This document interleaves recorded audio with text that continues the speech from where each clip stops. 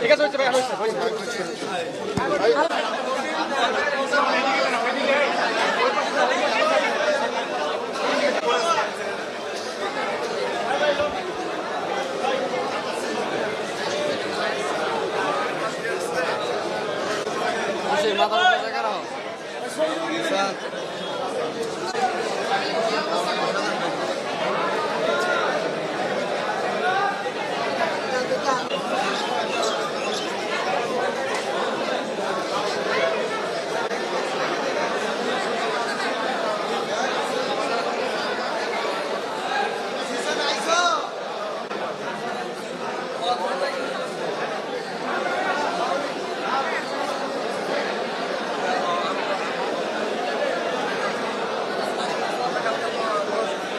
আপনারা জানেন যে বিগত 17 বছর গাজীপুরকে যেভাবে ঢেলে সাজানো উচিত ছিল সেভাবে ঢেলে সাজানো যায়নি।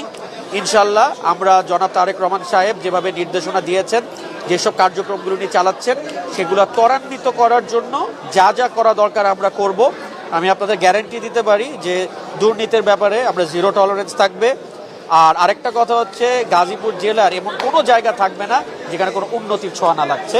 আমরা জনাব তারেক রহমান সাহেবের প্ল্যান বাস্তবায়ন করার জন্য যা যা করা দরকার ইনশাল্লাহ আমি আমার সাধ্যমতো চেষ্টা করব। এবং আমরা সকলের সাহায্য দরকার। আপনারা সাংবাদিকরা আছেন, আপনাদের সাহায্য দরকার। যারা মাননীয় সংসদ সদস্য আছে তাদের সাহায্য দরকার, জনগণের সাহায্য দরকার। সকলেরকে নিয়ে একসাথে আমরা কার্যক্রম করবো ইনশাল্লাহ। মাটি দিয়ে অনেক প্রত্যন্ত এগুলো আমরা ইনশাল্লাহ সব করবো। ইনফ্রাস্ট্রাকচারাল ডেভেলপমেন্ট, আপনারা জানেন যে জেলা পরিষদটা বাংলাদেশের ভিতরে গাজীপুর জেলা পরিষদ গুরুত্বপূর্ণ একটি জেলা পরিষদ, এবং এখানে যা যা উন্নত আমরা করবো, স্কুল, কলেজ, মাদ্রাসা, রাস্তাঘাট, ব্রিজ, কালভার্ট, মানুষের উন্নয়ন, মানুষের দোরগোড়া ইনশাল্লাহ নিয়ে যাব জনাব তারেক রহমান সাহেবের প্রেসক্রিপশন মতো ইনশাল্লাহ। দৈনিক সময়ের ডাক অনলাইন মাল্টিমিডিয়া।